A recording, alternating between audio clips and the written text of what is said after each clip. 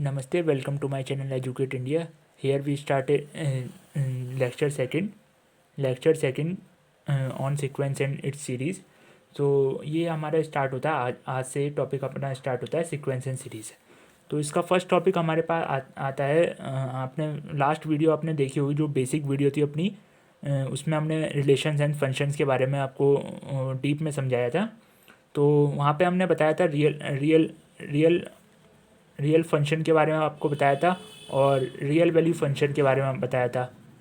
Real function and real value function के बारे में आपको बताया था। तो रियल फंक्शन क्या होते हैं, जैसे भी कोई फंक्शन है, सपोज कर लिए कोई किसी भी सेट के लिए R2B, तो यहाँ पे जो जो ए सेट होगा रियल फंक्शन के लिए वो भी आर होगा, मतलब वो भी बिलोंग करेगा आर से, और बी सेट होगा वो भी आर होगा। R2R जो फंक्शन होगा वो रियल फंक्शन होगा।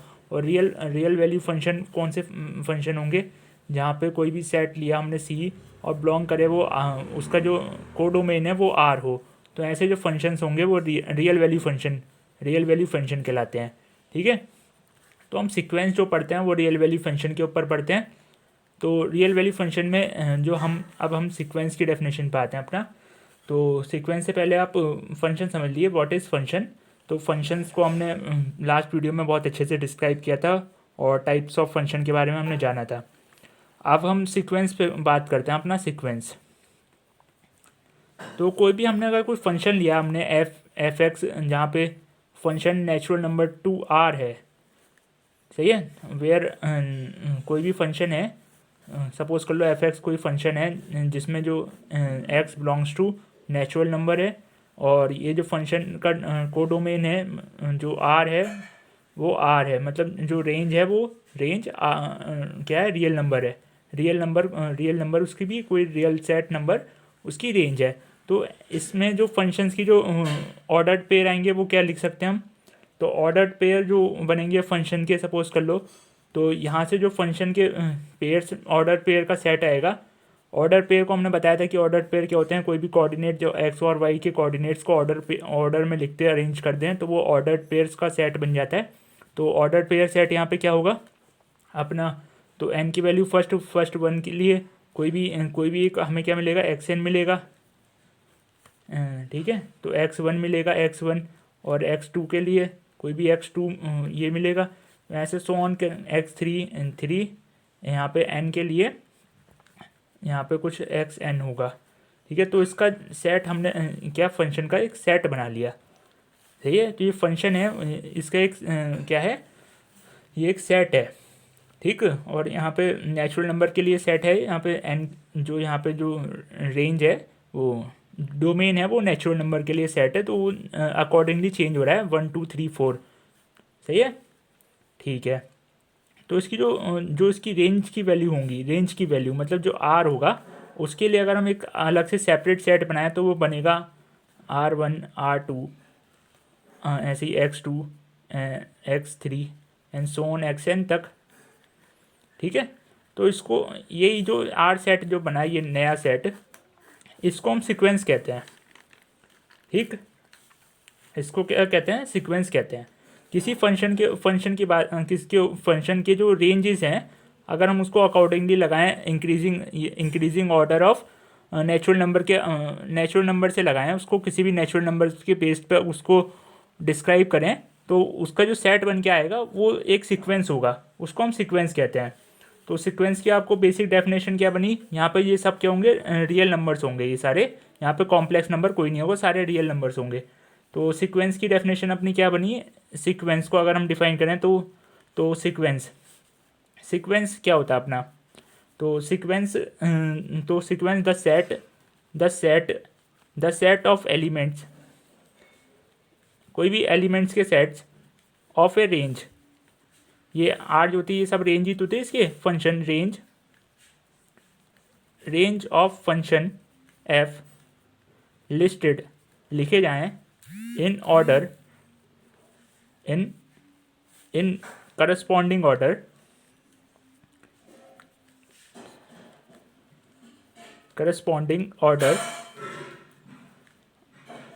ऑर्डर करस्पॉन्डिंग ऑर्डर में लिखे जाएँ टू नेचुरल नंबर के करस्पॉन्डिंग ऑर्डर में लिखे जाएँ तो वो क्या होता है, सीक्वेंस हो जाता है। ठीक है, तो इसको हम क्या कहते हैं, सीक्वेंस कहते हैं। ठीक, जो जो इसमें एक्स एक्स एक्स है, एक्स कॉमा x2 और ऐसे ऐसे जो xn होंगे, ये क्या है अपनी, ये इनको हम क्या कहेंगे, ये अपनी क्या है, ये है अपनी टर्म ऑफ द सीक्वेंस। ये सब हमारे पास क्या है, टर्म ऑफ द सीक्वेंस है। ठीक है, तो ये xn क्या नहीं, ये nth टर्म है, ये nth term of sequence, nth term of sequence xn है। तो सीक्वेंस हमने पढ़ा, क्या क्या होता है सीक्वेंस। सीक्वेंस क्या है, a set of element of a range of a function listed corresponding to natural number. ठीक है, इंक्रीजिंग नेचुरल नंबर। ओके, तो इसको डिनोट कर सकते हैं हम, जब किसी भी सीक्वेंस की जो लास्ट टर्म जो होती है वो xn है, तो वो सीक्वेंस को हम डिनोट कर सकते हैं। तो वो सीक्वेंस ऐसे डिनोट होगा। तो इसके अलग अलग वे होते हैं सीक्वेंस को डिनोट करने के लिए। ठीक है, तो यहाँ पे यूनिकली अगर हम इसको अलग अलग वे होते हैं सीक्वेंस को डिनोट करने के लिए। ठीक है, तो सीक्वेंस क्या है, आपको मैंने एक सिंपल लैंग्वेज में बता दिया। सीक्वेंस क्या है, एक सेट है और जो कि अरेंज है, सेट ऑफ रियल नंबर है जो अरेंज है किसी भी फंक्शन के लिए, फंक्शन की रेंज के लिए अरेंज है टू नेचुरल नंबर पे जो उसकी जो वैल्यूज़ होंगी उसके लिए अरेंज्ड है। तो हर एक नंबर के लिए, मतलब हर एक नेचुरल नंबर के लिए एक यूनिक वैल्यू होगी उस फंक्शन के लिए, तो उसके लिए अरेंज कर देंगे हम।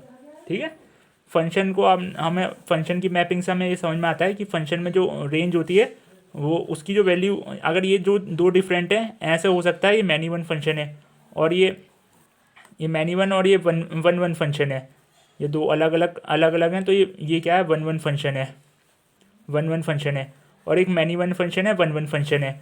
कभी भी फंक्शन में ऐसा नहीं देखने मिलेगा आपको, कोई फंक्शन में मैपिंग करना चाह रहे हो तो ऐसे नहीं होगा। मतलब एक वैल्यू की दो इमेजेस नहीं हो सकती किसी भी एक, अगर नेचुरल नंबर का सेट है और ये आर नंबर का सेट है किसी एक फंक्शन के लिए, तो यहाँ पे दो वैल्यूज़ नहीं हो सकती, एक ही वैल्यू होगी। तो ये फंक्शन की कुछ डेफिनेशन है। यहाँ पे रिलेशन तो है लेकिन ये फंक्शन नहीं है। फंक्शन तभी कहलाएगा जब यहाँ पे कुछ मैपिंग करने पे ऐसा कुछ बने या फिर ऐसा कुछ बने। ठीक है, तो सीक्वेंस को हम कैसे कैसे डिनोट करते हैं। सीक्वेंस इज डिनोटेड एज तो सीक्वेंस को हम कैसे लिख सकते हैं, एक्सएन से डिनोट करते हैं सीक्वेंस को। इसके कई सारे मेथड डिस्क्राइब कर सकते हैं, मतलब कई सारे वेज हैं इसको डिफरेंट सीक्वेंस को लिखने के। तो पहला मेथड यह है, कोई सीक्वेंस है तो उसके एलिमेंट्स को 1 2 3 पहला, दूसरा, तीसरा ऐसे एलिमेंट्स को लिख लो और उसको आगे तक एक्सटेंड कर लो। ठीक, तो ये भी एक सीक्वेंस से लिखने का तरीका है। ठीक है, और दूसरा आप सिंपल है, सपोज कर लो ये एन स्क्वायर के लिए हम लिखना चाह रहे हैं, कोई फंक्शन है उसका एन स्क्वायर के लिए लिखना चाह रहे हैं, तो यहाँ फर्स्ट सेकंड 2 का स्क्वायर और अगली ऐसे करके। और दूसरा मेथड क्या है, अब ऐसे लिख लो 4 9, उसके बीच में एन स्क्वायर आएगा, ऐसे सो ऑन इंक्रीजिंग ऐसे। थर्ड और कैसे लिख सकते हैं इसको, सिंपल एन स्क्वायर ऐसे लिख सकते हैं। तो ऐसे भी कई सारे सीक्वेंस हैं और भी कई सारे मेथड होते हैं ऐसे सीक्वेंस को डिनोट करने के लिए। For N belongs to natural number ऐसे भी लिख सकते हो आप। तो सिंपल सेम थिंग है, मतलब अलग अलग वे हैं, डिफरेंट वे हैं सीक्वेंस को लिखने के लिए। ठीक है, तो आपको सीक्वेंस के मैं कुछ एग्जांपल दे देता हूँ। तो सीक्वेंस को हम पहला एग्जांपल ये ले लेते हैं, पहला वाला। तो इसके लिए हम कैसे लिखेंगे इसको, यहाँ पे 1 पहली टर्म 1 होगी और यहाँ पे n की वैल्यू नेचुरल नंबर के अकॉर्डिंग चेंज होगी, तो 1 2। और हाँ, मैं लास्ट लेक्चर में मैंने क्या लिखा था, नेचुरल नंबर का सेट में 0 लिख दिया था, तो वो 0 नहीं होता, उसको वो 0 काउंट नहीं होता, उसमें होल नंबर के उसमें 0 काउंट होता है। तो वो आप उसको सही कर लेना, वो जल्दी में लिख किया था। तो यहाँ नेचुरल नंबर स्टार्टिंग होती है उसकी 1 से होती है। ठीक है, 1 से स्टार्ट होता है नेचुरल नंबर का सेट। तो यहाँ पे 1 3 और ऐसे करके सो ऑन नंबर्स, ऐसे करके नंबर्स होंगे, ऐसे चलेगा। ठीक है, तो ये एक सीक्वेंस का पहला हमने एग्जांपल पढ़ लिया। अब दूसरा देख लो, कोई भी अगर सीक्वेंस ऐसा भी कुछ, ऐसा कोई सीक्वेंस है, तो ये क्या हो गया अपना, इसमें पहली टर्म क्या होगी, अगर 1 1 रखेंगे तो -1 आएगा। ठीक है, दूसरी रखेंगे तो 1/2 आएगा। यहाँ पे 2 रखोगे तो यहाँ 1/2 आएगा। तीसरी रखोगे तो -1/3। तो ऐसे भी सीक्वेंस, अलग अलग टाइप के सीक्वेंस हो सकते हैं। फंक्शन के रेंजेस पे डिपेंड होता है कि सीक्वेंस कैसे है। रेंज को अरेंज कर देते हैं, एक सेट बना लेते हैं उसका, उसको ही सीक्वेंस कहते हैं। ठीक है, तो रेंज को अरेंज कर लो, एक सेट बना लो, तो उसको सीक्वेंस कहते हैं। उसको हम डायरेक्ट ऐसे लिख सकते हैं, ये ब्रैकेट्स के थ्रू। ठीक है, सही है। कुछ कांस्टेंट सीक्वेंस भी हो सकते हैं, कांस्टेंट भी हो सकता है सीक्वेंस। तो कांस्टेंट सीक्वेंस में क्या खासियत होगी, कांस्टेंट सीक्वेंस अगर सपोज कर लो कोई सीक्वेंस एक्स एन है, वो कांस्टेंट सीक्वेंस है, तो एक्स एन की जो वैल्यू होगी वो ए होगी। कोई भी कांस्टेंट होगी, नंबर सी कोई भी कांस्टेंट होगा, तो उसके लिए हर हर वैल्यू जो होगी कांस्टेंट होगी। यहाँ पर मतलब एन जो स्मॉल, ये जो एन है, ये अगर बिलोंग कर रहा है एन से, तो उसके लिए एक्स एन जो होगा वो कांस्टेंट नंबर होगा कौन सा, तो इसको क्या कहेंगे हम, कांस्टेंट सीक्वेंस कहेंगे। तो अगर हम इसको इस वाली फॉर्म में लिखना चाहते हैं तो कैसे लिखेंगे हम, इस वाली फॉर्म में अगर हम इसको लिखना चाह रहे हैं तो हम क्या लिख सकते हैं, ए ए ए ऐसे करके बढ़ता चला जाएगा। ठीक है, अगर फाइनाइट है, अगर रेंज उसकी फाइनाइट है, तो फंक्शन की रेंज अगर फाइनाइट है तो वो फाइनाइटली बार ए आ जाएगा। ठीक है, ठीक है। दो सीक्वेंस इक्वल भी हो सकते हैं अगर उसका हर एक नंबर मतलब नंबर ऑफ टर्म इक्वल हो। एन टर्म्स जो हो ना, मतलब जैसे ये x1 ये भी एक टर्म है, तो ऐसे x2, ऐसे जो टर्म्स हों वो हर एक टर्म इक्वल हो, तो हम दो दो सीक्वेंस को इक्वल कह सकते हैं, ऐसे xn इक्वल्स टू xy। ठीक है, तो यहाँ पे क्या होगा, हर एक सीक्वेंस 1 2 3 हर सीक्वेंस जो होगी उसके y के वाले के इक्वल होगी। यहाँ पे 1 2 3 तभी ये इक्वल होगा, फॉर एन यहाँ से बिलोंग करे एन से। ठीक है, तो अब आता है अपने पास नेक्स्ट कि यहाँ पे हमने देख लिया कि इक्वलिटी देख ली, दो सीक्वेंस की इक्वलिटी कैसे यूज़ कर रही है। अब हम कोई दो सीक्वेंस को हम ऐड भी कर सकते हैं। तो यहाँ पे ऑपरेशंस अगर हम देखें, ऑपरेशन ऑन सीक्वेंस के ऊपर, तो पहला मैथमेटिकल ऑपरेशन या एल्जेब्रिक ऑपरेशन कौन कौन से होते हैं, प्लस माइनस और अपना divide, plus minus multiply divide. तो कोई भी सीक्वेंस हमने लिया, जैसे एक्सन कोई लिया, एक्सन सीक्वेंस है, और एक हमने वाई एन सीक्वेंस लिया, तो इसका जो अगर हम एडिशन सीक्वेंस निकालेंगे तो वो X N plus Y N sequence होगा, तो वो ऐसे लिखा जाएगा। ठीक है, कोई अगर हम सब्ट्रैक्ट करके सीक्वेंस देखेंगे तो वो लिखा जाएगा, ये वाई एन ऐसे। और कोई डिवाइड करके इसको अगर हम देखेंगे तो डिवाइड वाला sequence x N divide Y N ये। ठीक, और मल्टीप्लाई वाला कोई सीक्वेंस देखेंगे तो वो एक्स एन वाई एन ऐसे करके। अलग अलग मतलब 4-5 तरीके हैं, 4-5 तरीके से हम मल्टीप्लाई डिवाइड कर सकते हैं सीक्वेंस को। और कोई कई जगह आपने देखा होगा स्केलर भी ऐड कर सकता है सीक्वेंस, जैसे सीक्वेंस में कोई मल्टीपल स्केलर भी हो सकता है, स्केलर मल्टीपल भी हो सकता है। अब हमारे पास हमने क्या पढ़ लिया, हमने ऑपरेशन पढ़ लिया, सीक्वेंस के ऊपर कौन कौन से ऑपरेशन यूज़ हो सकते हैं, वो उसको ऐड कर सकते हैं, सब्ट्रैक्ट कर सकते हैं, डिवाइड कर सकते हैं, मतलब जो एल्जेब्रिक ऑपरेशंस हैं वो तो यूज़ हो ही सकते हैं। ठीक है, तो अगर हम अब बात करें बॉन्डेड सीक्वेंस के ऊपर, तो बॉन्डेड सीक्वेंस के लिए, बॉन्डेड सीक्वेंस कौन से होंगे, तो इसके लिए अगर हम कोई भी सीक्वेंस है, सपोज कर लो कोई हमने फंक्शन लिया है, ये बहुत इंपॉर्टेंट है। तो जैसे ये कोई हमने फंक्शन लिया एन से लेके आर, सही है, तो इसके जो सेट होता है आर वाला सेट, उसको हम सीक्वेंस कहते हैं ना। तो यहाँ पे कोई x1 x2 x3 ऐसे for n belongs to natural number. तो इसको अगर हम नंबर लाइन पर शो करना चाह रहे हैं ऐसे, तो यहाँ पे नेचुरल एक्स जो होगी ये वही कोऑर्डिनेट एक्स वाई कोऑर्डिनेट ही तो है ये, एक्स एन वाले कोऑर्डिनेट ही तो हैं ये, ठीक। वाई वाले कोऑर्डिनेट हैं, एक्स वाई कोऑर्डिनेट हैं, तो यहाँ पे कोई 1 2 ऐसे 3 ऐसे 4 3 4 5 ऐसे सो ऑन होंगे।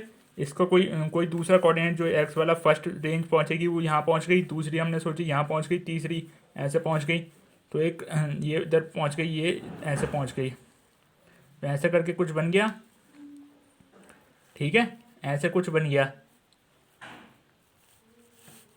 ठीक। तो ये बॉन्डेड होगा। बॉन्डेड कब होगा? जब इसका अपर बॉन्ड आपको ये दिख रहा है अपर, इसका हाईएस्ट पॉइंट ये है, हाईएस्ट पॉइंट ये है, यहाँ पे भी हाईएस्ट नहीं है, हाईएस्ट पॉइंट ये है, और इसका लोअर क्या है? लोअर ये है, ठीक है, लोअर ये है। हाईएस्ट भी पता है, लोअर भी पता है, सही है, हाईएस्ट भी पता है, लोअर भी पता है, तो इसको ही कहते हैं अगर वो बॉन्डेड अबव है, बॉन्डेड अबव। बॉन्डेड बिलो क्या हो गया यहाँ पे? बॉन्डेड बिलो इसके नीचे नहीं जा रहा है ना, सीक्वेंस की जो टर्म्स हैं वो इसके नीचे नहीं जा रही इस वाली लाइन के, तो यहाँ पे जो पॉइंट होगा वो हो जाएगा बॉन्डेड बिलो। तो यहाँ पे कोई एम होगा, स्मॉल एम होगा कोई, यहाँ पे कोई स्मॉल एम ले लिया हमने, कोई भी नंबर होगा जो ग्रेटर होगा जीरो से कोई भी बड़ा होगा, सही है, जिसके लिए क्या होगा, कोई एम होगा, कोई भी ऐसा एम होगा जिसके लिए वो जीरो से बड़ा होगा, उसके लिए क्या होगा, जो उसकी हर एक टर्म जो होगी, यहाँ पे जो भी टर्म्स आ रही हैं एक्स एन की, वो ग्रेटर एंड इक्वल होंगी, ग्रेटर भी होंगी या फिर इक्वल भी हो सकती है, ये है। तो ये बॉन्डेड, ये हमने क्या बताया, ये काय का केस है, बॉन्डेड बिलो, बॉन्डेड बिलो वाला केस है, बॉन्डेड बिलो। तो इसके लिए कोई एक ऐसा सबसे छोटे से छोटा मिले कि उसके जो एक्शन हमारे जो भी नंबर्स हों बाकी उसके ऊपर आए। तो एक अगर हम बॉन्डेड अबव की बात करते हैं तो हम क्या बात करेंगे, बॉन्डेड अबव कोई ऐसा नंबर जहाँ पे भी कोई ऐसा कैपिटल एम मिल जाए हमें, ग्रेटर देन ज़ीरो कोई भी हमें कैपिटल एम मिले,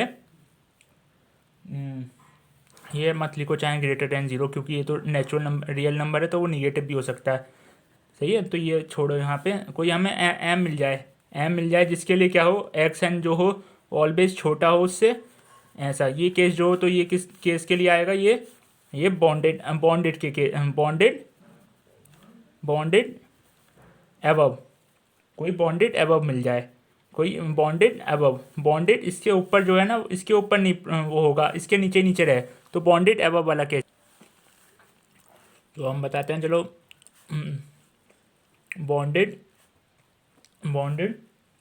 below sequence, bounded below sequence, a sequence is said to be bounded below if, तो कोई भी sequence is said to be bonded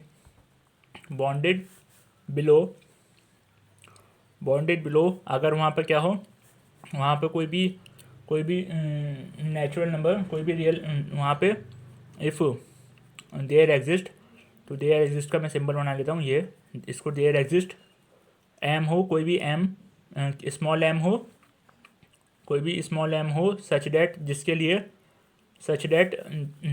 लिए क्या हो कि एक्स एन की जो भी वैल्यूज़ हों वो उससे बड़ी हों, स्मॉल एम से बड़ी हों, ठीक। तो ये वाला केस, स्मॉल एम से बड़ी हों for all N belongs to natural number, ठीक है। ये एन क्या है यहाँ पे, सेट ऑफ नेचुरल नंबर, तो इसका सेट 1 से स्टार्ट होता है, हमने फर्स्ट वाली वीडियोस में ज़ीरो लिख दिया था, तो आप उसको ठीक कर लो, मैं दोबारा बता रहा हूँ, आप नोट्स वगैरह बना रहे हो तो ठीक है। तो अब ये क्या हो गया, बॉन्डेड अबव। अब हम बात करते हैं बॉन्डेड बिलो के लिए।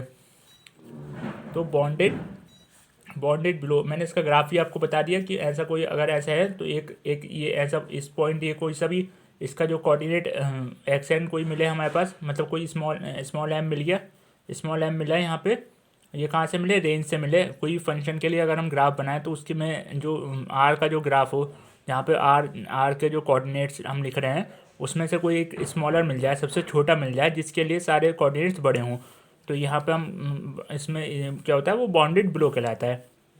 तो बॉन्डेड बिलो होगा ये, इसके नीचे नहीं जाएगा, ठीक। ठीक है। अब हम बॉन्डेड अबव की बात करते हैं। बॉन्डेड अबव, तो यहाँ से ऐसे ऊपर तक जारी होगा ये। अब की बात करते हैं bounded above sequence. Bounded above sequence क्या है? ये सीक्वेंस, अगर कोई सीक्वेंस है, is said to be bounded above. अब बॉन्डेड अबव कब होगा? बॉन्डेड अबव कब होगा? बॉन्डेड अबव कब होगा? इफ़ देयर एग्जिस्ट, वहाँ पे क्या हो, कोई कैपिटल एम हो, सच डेट, जिसके लिए एक्स एन जो है वो हमेशा छोटा हो उस कैपिटल एम से, for all N belongs to N, ठीक है, N belongs to natural number, set of natural number, ठीक है। ओके देन, इसका कोई अगर हम एग्जांपल लें तो कोई भी सेट अगर हम लें, इसके लिए कोई भी सीक्वेंस लें, तो ये एस एन हमने एक सीक्वेंस ले लिया, तो वो सबसे हाईएस्ट पावर का नंबर चाहिए, नंबर मिले, तो वो अगर हम माइनस में ले लो इसको 1 2 माइनस का 3 माइनस का 4, तो ऐसे सोन, तो सबसे हाईएस्ट क्या है? सबसे बड़ा एक हमें नंबर मिल गया, सबसे बड़ा, जिसके लिए जो भी सारे एक्शन की जितनी भी टर्म्स थी वो इससे छोटी हैं, तो सबसे बड़ा यहाँ पे क्या है? एम जो है एम इक्वल टू -1, ये क्या है? ऐसा मिल गया एक नंबर जो हम कह रहे हैं यहाँ पे bounded if there exist M, तो यहाँ पे एम मिल गया -1। अगर हम बॉन्डेड बिलो की बात करें तो उसका एग्जांपल, अगर हमें बॉन्डेड बिलो का एग्जांपल लें, तो हम कोई भी सीक्वेंस लेने, X N equal to, sequence को ऐसे लिखते हैं ना, X N equal to 1 2 3 and so on, ऐसी चलती रहे ये। तो यहाँ पे सबसे छोटा क्या मिल गया? एम इक्वल टू 1 मिल गया, जिसके लिए क्या है, जिसके लिए हमारे पास क्या है, जिसके लिए जो एक्स एन, जिसके जो सबसे छोटा है उसके बाद बाकी सारी टर्म्स आती हैं, जो सबसे छोटा हो एक्स एन, उससे भी एक्स एन जो हो उसके लिए सबसे छोटे हों, ठीक है। तो यहाँ बन गया है। Okay okay. अब क्या बाउंडेड क्या होना चाहिए? कोई भी हम बाउंडेड सीक्वेंस की बात करें तो उसमें क्या हो, उसमें बॉन्डेड अबव भी मिले, कोई हमें कैपिटल एम भी मिल जाए, और कोई एक बॉन्डेड बिलो भी मिले, बॉन्डेड बिलो भी मिले, मतलब स्मॉल एम भी मिले, कैपिटल एम भी मिले और स्मॉल एम भी मिले, जिसके लिए तो उसके लिए क्या हो, जो एक्स एन हो उसके दोनों के बीच में इक्वल या बीच में लाई करता हो, तो ऐसे, तो ये है। और इसका बॉन्डेड सीक्वेंस का अगर, तो हम क्या किसको कहेंगे? तो बॉन्डेड सीक्वेंस हम किसको कहेंगे? ये sequence is a bonded if it is bonded below, both bonded below और बॉन्डेड अबव दोनों हो, तो वो सीक्वेंस क्या हो जाता है? बॉन्डेड सीक्वेंस होता है, ठीक है। तो उसके लिए क्या क्या वहाँ पे, तो इसके लिए हम लिखेंगे, तो there exist small m comma capital M such that, small m जो है वो क्या है? छोटा है, और इक्वल भी हो सकता है कई, तो ऐसे है, सच डेट, ऐसा कुछ इसके बीच में हो, सच डेट, इसके बाद सच डेट एम स्मॉल एम, वही हमने पीछे जो लिखा था, से बड़ा एक्स एन से बड़ा एम, ये कंडीशन। आपको ये स्मॉल एम बता रहा हूँ और ये कैपिटल एम है, तो ये क्या है? बॉन्डेड अबव वाली, अबव इस पे है, और बॉन्डेड बिलो इस पे है, ठीक है। For all N belongs to natural number. समझ में आता है? ठीक है। ओके। तो हम अगर ये दोनों सेम हैं, हमें नहीं पता कि दोनों अगर ये m equals to small m जो है वो कैपिटल M के इक्वल है, तो हम इस वाली केस से क्या लिख सकते हैं? एक्स एन जो है उसका जो मॉड होगा वो क्या होगा? उसका मॉड, एक्स एन का मॉड जो होगा ग्रेटर और इक्वल, ग्रेटर भी या इक्वल हो सकता है किसके? m के, अगर दोनों वैल्यू क्या हो रही है? सेम हो रही हो तो इसका एग्जांपल दे देते हैं हम। इस वाले बॉन्डेड सीक्वेंस का अगर सबसे बेस्ट एग्जांपल ये है, ये अगर इसके लिए अगर हम नंबर्स लाइन पे शो करें, तो यहाँ पे कोई 1 2 3, ये कोई नेचुरल नंबर की लाइन ये है सेट, और कोई फंक्शन जो है वो ऐसे एफ का ये सेट है। तो इसके लिए क्या होगा? यहाँ पे 1 पे कोई भी हमें 1 मिलेगा, 1 पे सपोज के लिए 1 यहाँ पे लाई कर रहे हैं, तो 1 पे 1 मिला।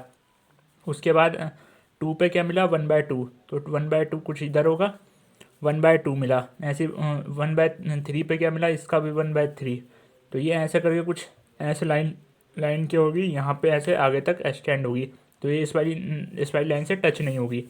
तो इसके लिए क्या मिलेगा यहाँ पे 1/2, यहाँ पे 1/2, 1/3, ऐसे सो ऑन 1/n तक।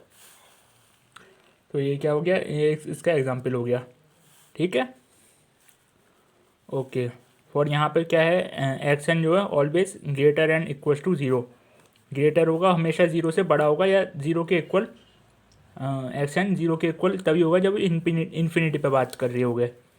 और यहाँ पे एक क्या मिल गया हमें, यहाँ पे स्मॉल एम क्या मिल गया, ये स्मॉल एम मिल गया, और एक कैपिटल एम क्या मिलेगा 1। तो ये यहाँ पे कैपिटल एम भी मिल गया और स्मॉल एम भी मिल गया। तो फॉर ऑल क्या काय के लिए, फॉर ऑल एम जो एक्स एन है वो इसके बीच में लाई कर रहा है ये। तो ये क्या हो गया, फंक्शन बाउंडेड हो गया। तो ये बाउंडेड का केस था। ठीक है, तो सीक्वेंस क्या हो गया, bounded for all N belongs to natural number. ठीक है, तो बाउंडेड सीक्वेंस का मैंने आपको एग्जांपल ले दिया। अब अनबाउंडेड, जो बाउंडेड नहीं है तो वो क्या होगा, अनबाउंडेड होगा। तो वहाँ पे उस वाले केस में क्या कहेंगे हम, ठीक है। तो ये बात है ऐसे। तो अनबाउंडेड कौन से सीक्वेंस होंगे, अनबाउंडेड के लिए क्या कंडीशन होगी, अनबाउंडेड के लिए क्या कंडीशन है, अनबाउंडेड सीक्वेंस के लिए तो यहाँ पे कोई एम ही ना मिले, तो नो कोई भी एम ना मिले, कोई भी स्मॉल एम या कैपिटल एम दोनों में से कोई ना मिले जो कि बिलोंग करता हो आर से।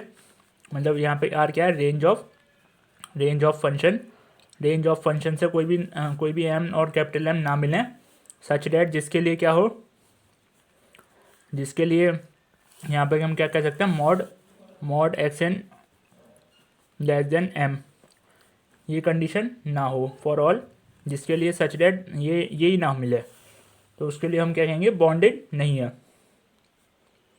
तो ये बॉन्डेड नहीं है। इसका एग्जांपल अगर मैं देना चाहूँ तो एग्जांपल इसका क्या हो सकता है, तो एक्स एन को अगर हम ले लें, कोई से भी ले लो, 2 की पावर एन ले लीजिए। 2 की पावर अगर एन लेंगे तो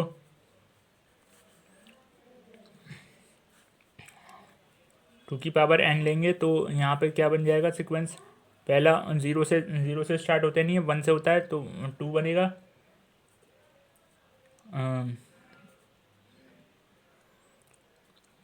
2 कॉमा 2 का स्क्वायर 2 की पावर 3, ऐसे सो ऑन 2 की पावर एन, 2 की पावर एन। तो यहाँ पे हमें एक क्या मिल गया, तो यहाँ पे कोई भी नंबर एग्जिस्ट नहीं करा जो कि इससे बड़ा हो, कोई भी नंबर एग्जिस्ट नहीं है जो कि यू एन से बड़ा हो।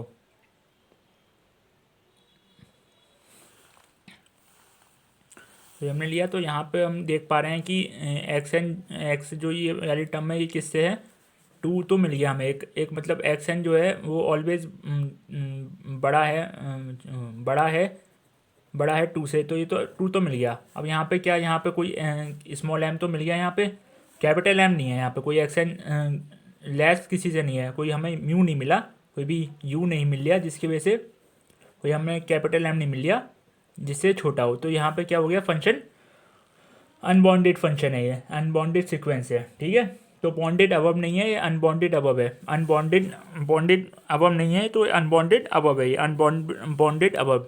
ओके, तो ये हमारे पास बात हो गई इसकी। तो आज हमने देख लिया कि बाउंडेड क्या होता है, अनबाउंडेड क्या है, बाउंडेड सीक्वेंस क्या है, सीक्वेंस क्या है। तो ठीक है, तो अगर हम अब बात करते हैं अपना टॉपिक के ऊपर, that is convergence. Convergent sequence. Convergent sequence का मतलब क्या है, कन्वर्जेंट सीक्वेंस, कन्वर्जेंट की बात करते हैं तो अगर कोई सीक्वेंस कन्वर्जेंट है तो उसमें क्या होना चाहिए, कन्वर्जेंट है तो तभी कन्वर्जेंट होगा जब उसकी limit N tends to infinite X N की कोई एक फाइनाइट वैल्यू है, तो इसके इक्वल में कोई एक फाइनाइट नंबर है, फाइनाइट कोई भी एक फाइनाइट मिले, फाइनाइट एल जो भी मिले, मतलब वो कोई एक फाइनाइट नंबर मिले, तो अगर ये कंडीशन सेटिस्फाई है तो वो क्या होगा, कन्वर्जेंट सीक्वेंस होगा। तो इसके लिए अगर हम कोई एग्जांपल देखते हैं तो वो क्या होता है, इसके लिए अगर कोई एग्जांपल देखते हैं तो हम ये वाला एग्जांपल ले लीजिए 1/n का, सबसे बेस्ट एग्जांपल है ये इसके लिए। तो ये क्या है 1 1 1 2 1/2 ऐसे करके चलेगा कुछ 1/n तक 1/n। तो इसके लिए अगर हम limit n tends to infinity X N रखेंगे तो एक्स एन क्या होती है, लास्ट टर्म होती है एक्स एन, ये होती है एक्स एन लास्ट वाली टर्म। तो एक्स एन रखेंगे तो क्या हो जाएगी, ये limit n tends to infinity X N क्या है 1/n, यहाँ पे n की वैल्यू इन्फिनिटी रखेंगे तो हो जाएगा 0। तो 0 क्या है, एक फाइनाइट है, तो ये क्या हो गया, कन्वर्जेंट हो गया। तो ये कन्वर्जेंट हो गया, ठीक है। और इसकी एक दूसरी डेफिनेशन भी है जो कि कोची डेफिनेशन कहते हैं, कोची डेफिनेशन फॉर कन्वर्जेंट। उसमें क्या है, उस डेफिनेशन के अकॉर्डिंग अगर इसको हम कन्वर्जेंट कह रहे हैं तो किसी भी एक फाइनाइट नंबर पे एल पे कन्वर्ज कर रही है, तो ये क्या है, क्या कहती है, तो क्या कहता है, कन्वर्जेंट की जो है डेफिनेशन, उस कोची डेफिनेशन कहता हूँ, उस कोची कन्वर्जेंस डेफिनेशन वो क्या कहती है, अकॉर्डिंग टू दिस कोई भी सीक्वेंस कोई भी सीक्वेंस कन्वर्जेंस है is said to be convergent, converge is said to be converge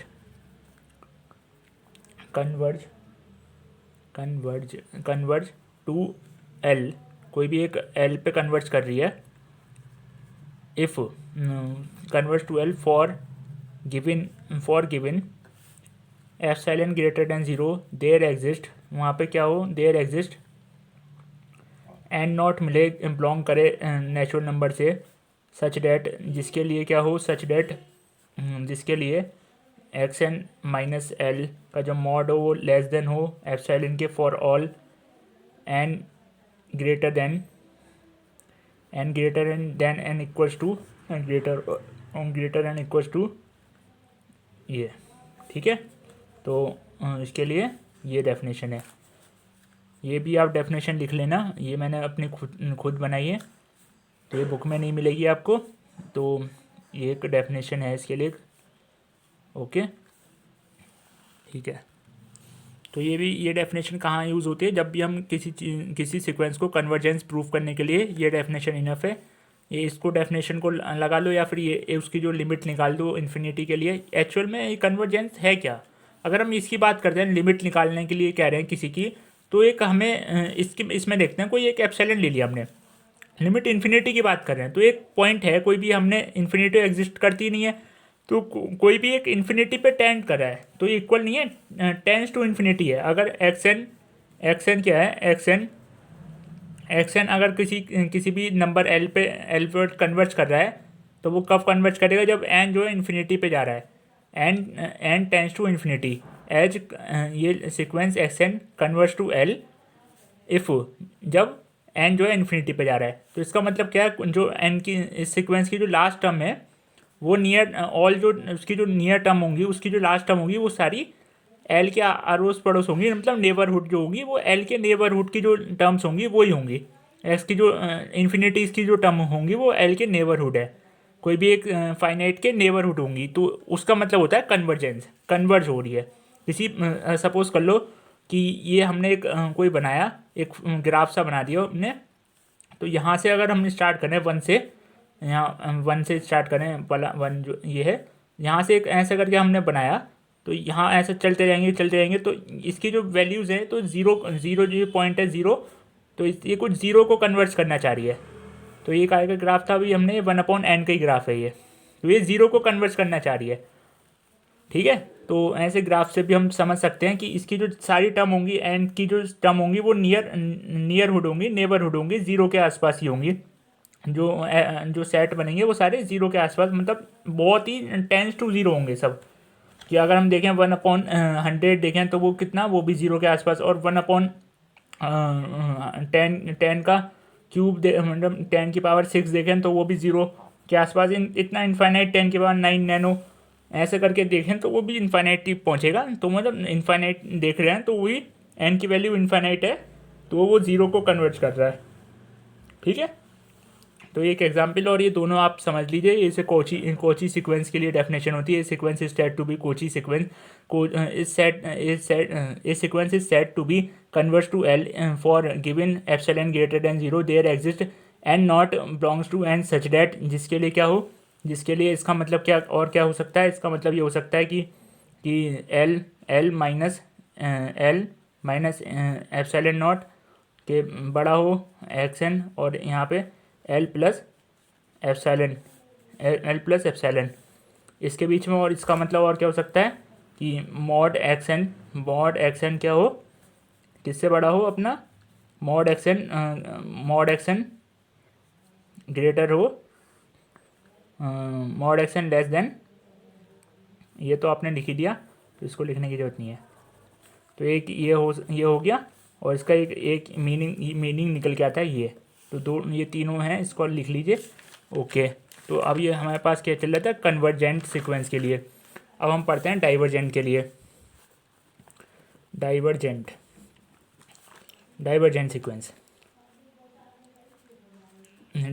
sequence. तो अगर हमने उसके लिए भी कुछ भी देखा था, वो ऐसे देखा था, कुछ ऐसे देखा था, अभी पीछे भी देखा था। तो अब इसका हम क्या कर लें, उल्टा कर लें। कोई भी 1 से स्टार्ट हो रहा है यहाँ से, कोई भी 1 से स्टार्ट हो और वो डाइवर्ज करता चला जाए ऐसे इन्फिनिटी तक पहुँचे, तो वो ऐसे इन्फिनिटली डाइवर्ज हो रहा है। ये क्या हो गया, डाइवर्ज हो गया। तो ये किसके लिए है, हम किसके लिए देख रहे हैं, ये n² का ग्राफ है। n² का अगर हम ग्राफ देख रहे हैं तो वो है, तो इसका मीनिंग क्या है, अगर एक सीक्वेंस जो है वो डाइवर्जेंट है तो उसका मतलब क्या है, उसकी जो लिमिट होगी, लिमिट n की जो इन्फिनाइट टेंस कर रही है, तो एक्स_n क्या होगा, एक्स_n इन्फिनिटी को टच करेगा। इज नॉट फाइनाइट, मतलब फाइनाइट नहीं है, इन्फाइनाइट होगा। ठीक है, तो एक्स_n पॉजिटिव या निगेटिव कहीं को भी करें तो इस पर लिख नहीं सकते, आप ऐसे लिख सकते हो कि एंड माइनस इन्फिनिटी, बोथ हो सकता है, कुछ भी हो सकता है, ये कंडीशन सेटिस्फाई होनी चाहिए, तो वो क्या होगा, डाइवर्जेंट सीक्वेंस होगा। तो इसके लिए अगर हम वही अपनी पीछे वाली डेफिनेशन से देखें तो यहाँ पर क्या लिखेंगे, a sequence is said to be divergence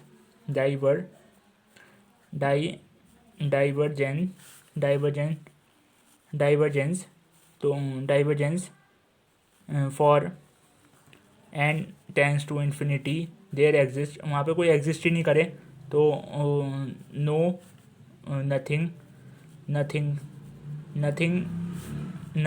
epsilon greater than 0 exist for क्या है, फॉर ये एक्स_n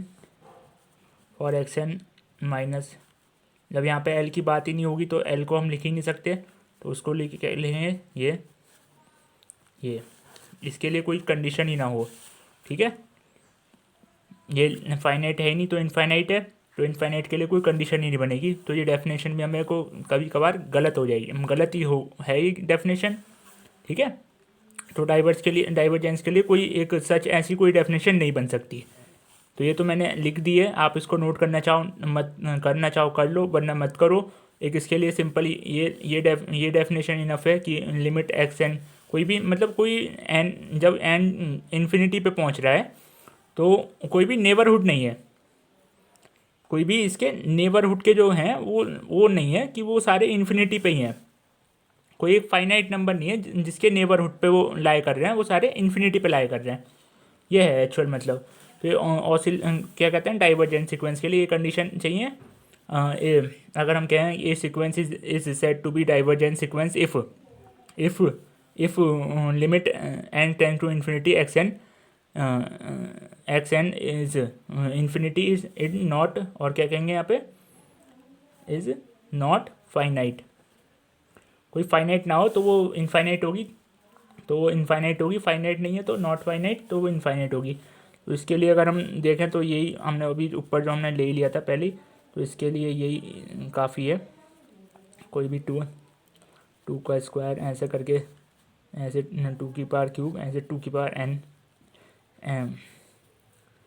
टू की पावर n, 2 है, 2 की पावर n है, ये हमने ग्राफ देख लीजिए। तो ऐसे करके चेंज कर लेंगे। तो ये भी ग्राफ है अपना। यहाँ अगर इन्फानाइट रखोगे, 2 की लिमिट रखोगे, 2n टेंस टू इन्फानाइट, तो यहाँ पे 2 की पावर n है, तो यहाँ पे n की जगह इन्फानाइट रखोगे तो ये पूरी टर्म क्या जाएगी, इन्फानाइट पॉजिटिव की। ओके, तो अलग अलग अब ये बनता है अपने पास सीक्वेंस को हमने क्लासीफाई करा, कन्वर्जेंट सीक्वेंस और डाइवर्जेंट सीक्वेंस। अब कुछ सीक्वेंस ऐसी होंगी जो ना ही कन्वर्जेंट होंगी ना ही डाइवर्जेंट होंगी, तो उनको हम कहेंगे ऑसिलेटिंग सीक्वेंस। और कुछ ऐसी होंगी जो ऑसिलेटिंग में भी दो टाइप्स हो सकती हैं, एक रेगुलर ऑसिलेटिंग और इरेगुलर ऑसिलेटिंग सीक्वेंस। तो वो रेगुलर और इरेगुलर अपने टॉपिक में अभी नहीं है, तो हम सिंपल ऑसिलेटिंग सीक्वेंस के बारे में जानते हैं। व्हाट इज़ ऑसिलेटिंग सीक्वेंस क्या होगी। अगर कोई भी सीक्वेंस ऑसिलेट कर रही है, कोई भी सीक्वेंस ऑसिलेट कर रही है, तो इसका मतलब क्या है, ना तो वो कन्वर्जेंट है, ए सीक्वेंस नेदर ए सीक्वेंस नेदर ए कन्वर्जेंट नहीं है, और नॉट ए डाइवर्जेंट, ना ही वो डाइवर्जेंट है ना ही कन्वर्जेंट है। तो वो क्या है, ऑसिलेटिंग सीक्वेंस है। तो जब ऑसिलेटिंग सीक्वेंस है तो वो बाउंडेड तो होगी, बाउंडेड सीक्वेंस होती हैं ऑसिलेटिंग, लेकिन वो कन्वर्ज नहीं होती, कन्वर्जेंट सीक्वेंस नहीं होती। बाउंडेड फाइनाइटली होती है, मतलब फाइनाइटली बाउंडेड होती है। तो बाउंडेड तो होंगी, कोई उसके एक हमें अपर मिल जाएगा, एक लोअर मिल जाएगा, जिसमें बाकी जो सीरीज होगी वो चेंज हो रही होगी, ऑसिलेट कर रही होगी। तो वो ऑसिलेट कर रही है, लेकिन क्या है, वो हमारे पास कन्वर्जेंट नहीं है। ठीक है, तो ये हमारा ये आ गया। तो आपको नोट कर लो, इसका आपको एग्जांपल ले लेता हूँ। इसका एक एग्जांपल ये ले लेती है, ये है ये। अगर यहाँ पे n की value n belongs to n कर रहा है, तो यहाँ पे कैसे चेंज होगा, ये 1 रहेगा, फिर 1 हो जाएगा, ऐसे माइनस होगा, फिर ऐसे 1 होगा, ऐसे सोन ऐसे चलता रहेगा। तो एक इसको, तो इसके लिए क्या हो गया, ये एक एग्जांपल हो गया इसका। ठीक है, अगर इसको करने को आ जाए कि ये ऑसिलेटिंग है बताओ, नहीं है ये बताओ, तो इसके भी कोई भी अगर हम कोई ले लें, अगर लिमिट लेके limit n tends to infinity ले लें, और यहाँ पे x 2n देख लें, 2n देख लें, तो क्या बनेगा, वो क्या बनेगा अपना, यहाँ नहीं 1 है, यहाँ पे 1 की पावर 2n देखें तो क्या बनेगा, वो बन जाएगा अपना 1। और इसके लिए अगर हम ये देख रहे हैं, तो -1 की पावर 2n प्लस 1 देख रहे हैं, तो बन जाएगा -1। तो ऐसे क्या है, दो अलग अलग इसकी वैल्यूज़ आ गई। अगर यही हम कन्वर्जेंट सीक्वेंस में देखते हैं, कोई भी हमने कन्वर्जेंट 1/n लिया, तो इसके लिए अगर हम देखते हैं लिमिट कन्वर्जेंट के लिए n tends to infinity 1/2n, तो वो भी क्या होता अपना, वो भी टेंस टू 0 होता। और इसके लिए अगर हम ये देखते हैं लिमिट, तो ये करने का तरीका है ये, अगर ये इसके लिए n+2 ले लेते तो भी ये 0 होता। तो ये क्या हो गया, ये हो गया कन्वर्जेंट है ये। और ये क्या है, यहाँ पे दो अलग अलग वैल्यूज़ निकल के आ रही हैं, फॉर अलग अलग n के लिए दो अलग अलग वैल्यूज़ आ रही हैं, तो ये इनकन्वर्जेंट है। ठीक है, ठीक, ओके, ऑसिलेटिंग है ये, ऑसिलेटिंग सीक्वेंस है। ठीक है, ना ही इन्फिनिटी पहुंच रहा, लेकिन फाइनाइट है, लेकिन अलग अलग है, तो ये ऑसिलेटिंग है। ओके, तो अब हम बात करते हैं अपना। तो ऑसिलेटिंग सीक्वेंस आर दो sequence which are neither convergent और नॉट डाइवर्जेंट। ठीक है, अब हम देखें अपना क्या देखते हैं, अब लिमिट देख लें, limit of A sequence, limit of sequence. अब ये क्या कहता है, हमने अभी डेफिनेशन पढ़ी, तो अब हम क्या पढ़ रहे हैं, लिमिट्स की डेफिनेशन पढ़ते हैं। सीक्वेंस में लिमिट की डेफिनेशन, लिमिट क्या होती है, यही तो होती है लिमिट। तो आप यही कह रहे थे ना अभी, व्हाट इज़ लिमिट, कोई भी एक लिमिट क्या है, लिमिट यही तो थी अभी, SN XN सीक्वेंस पे लिमिट यही तो थी अभी, यही तो ये लिमिट थी। तो इसका मतलब क्या है, कोई भी इसका फाइनाइट आ रहा था या इनफाइनाइट जो भी आ रहा था, यहाँ पे फाइनाइट या इनफाइनाइट, यही तो लिमिट है, तो एक्चुअल में है क्या? तो ए सीक्वेंस की हम बात करें, एस एन, कोई भी एक्स एन सीक्वेंस है, set to be is set to be to the limit L, वो उसकी कोई लिमिट है, उसकी कोई लिमिट एल है। ये सीक्वेंस है set to be limit L is is set to limit limit L, कोई भी सीक्वेंस है उसकी लिमिट एल है। व्हेन, कब? जब एन जो हो रहा है उसका इन्फिनिटी पे टच कर रहा है, तो सही है, इन्फिनिटी पहुंच रहा है, तो ये कब होगा? ये कब होगा? फॉर, तो वहाँ पे क्या होगा? फॉर ये कभी होगा जब if for epsilon greater than zero, zero हो, देयर एग्जिस्ट, यहाँ पे क्या एग्जिस्ट करता हो? देयर एग्जिस्ट कोई भी एक नंबर एग्जिस्ट करता हो, तो नंबर क्या होगा? पॉजिटिव नंबर एग्जिस्ट करता हो, तो ये पॉजिटिव इंटीजर एग्जिस्ट करता हो, कुछ भी एक इंटीजर एग्जिस्ट करता हो, तो एग्जिस्ट पॉजिटिव इंटीजर, तो वो ग्रेटर देन ज़ीरो कहेंगे हम। तो एक there exist N greater than zero, जो डिपेंड करे इस पे, तो विच डिपेंड्स ऑन ई पे डिपेंड करे, सच डैट, जिसके लिए क्या हो? सच डैट एक्स एल, ये अभी हमने पीछे जो डेफिनेशन लिखी थी, वही डेफिनेशन समझो, उसको ऐसे ऐसे लिख सकते हैं ये, ठीक है। तो ये है, उसको अगर सिम्बॉलिक फॉर्म में लिखें तो वो यही मतलब निकल कर N tends to infinity X N tend L, ठीक। तो ये इसको ही कहते हैं हम, और इसी को हम क्या लिख सकते हैं, अभी पीछे मैंने समझा दिया आपको, ये infinity for all N belongs to greater than zero, ठीक है। और इसको ये ओपन कर देंगे तो क्या हो जाएगा? एल माइनस इन्फिनिटी ये, और एक्स एन ये एल, ये लिमिट की डेफिनेशन है ये, for N greater than N not. इसका एक्चुअल मतलब क्या है? कोई जितने भी एक्स हो ना, वो किसी भी नेबरहुड ऑफ एल के जो नेबरहुड है, वही बता रहा था ना मैं अभी पीछे, कि कोई भी इसके नेबरहुड में, एल के कोई नेबरहुड के जितने भी जो लास्ट की टर्म्स हैं, इन्फिनिटीज टर्म्स हैं, वो इसके इनफाइनाइट टर्म्स हैं, वो इसके नेबरहुड में आती हूँ। एल के नेबरहुड, सपोज को लिए नंबर है, यहाँ पे कोई हमें मिल जाए एन, अब उसके लिए जितने भी टर्म होंगे, ये एन प्लस वन और एन प्लस टू, ऐसे एन कोई होगा यहाँ पे, तो ये सारी जो टर्म्स होंगी, ये सारी टर्म, इसके लिए क्या ये सेटिस्फाई कर जाए, ये वाली जो टर्म है ना, इसके लिए ये सेटिस्फाई कर जाए, तो ये जितनी टर्म है ना, ये कहाँ पे किसी भी एक एल, कोई भी एक एल है, एल यहाँ पे क्या है? कोई भी एक एल है, उसको उस पर कन्वर्ट कर रही हैं, उसको शो कर रही हैं, ठीक। अगर हम इसको ऐसे देखना चाहें इस वाले ग्राफ से, तो यहाँ से ये देख रहे हो, ये काय का ग्राफ है, 1/n का हमने ऐसे ग्राफिकल प्रेजेंट किया उसको, तो यहाँ पे 1 ऐसे करके चेंज होगा ऐसे, तो यहाँ पे ऐसे आखिर तक चलेगा ये, सही है।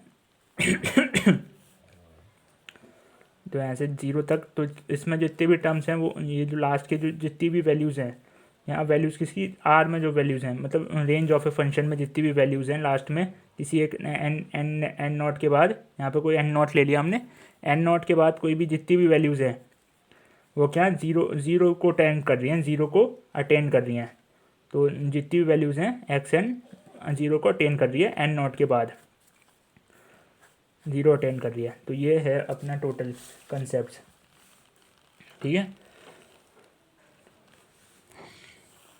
कन्वर्जेंस सीक्वेंस के लिए एक नोट पॉइंट लिख लो आप, नोट है ये, नोट पॉइंट है कन्वर्जेंस सीक्वेंस के लिए, कि उसकी जो लिमिट होगी, कोई भी उसका लिमिट जो होगी उसकी कन्वर्जेंस सीक्वेंस की, कोई भी एक ही लिमिट होगी, तो क्या लिख सकते हैं हम? द लिमिट किसी भी कन्वर्जेंट सीक्वेंस की लिमिट होगी, limit of A convergent sequence is only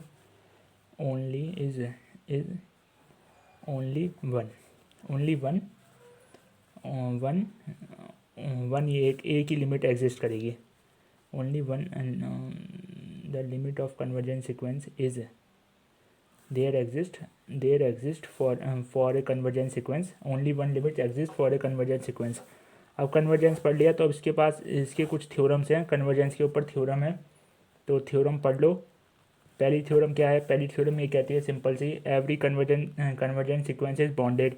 कोई भी कन्वर्जेंट सीक्वेंस है वो बॉन्डेड होगा।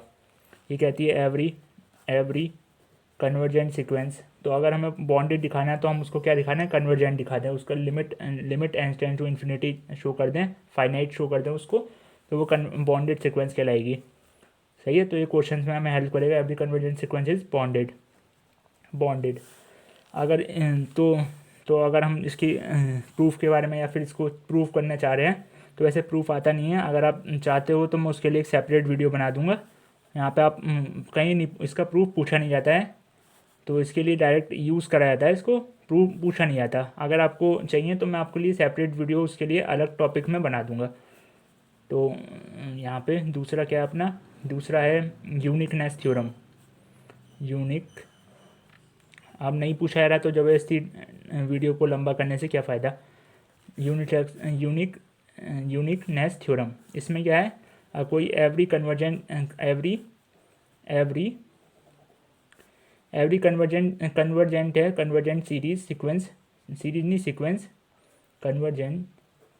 कन्वर्जेंट सीक्वेंस, कोई भी कन्वर्जेंट सीक्वेंस है, हैज़ ए यूनिक, ये वाला पॉइंट है, हैज़ ए यूनिक, जो हमने ऊपर नोट में दिखाया है, हैज़ ए यूनिक लिमिट। मतलब ये जो होगी limit N tends to infinity X N.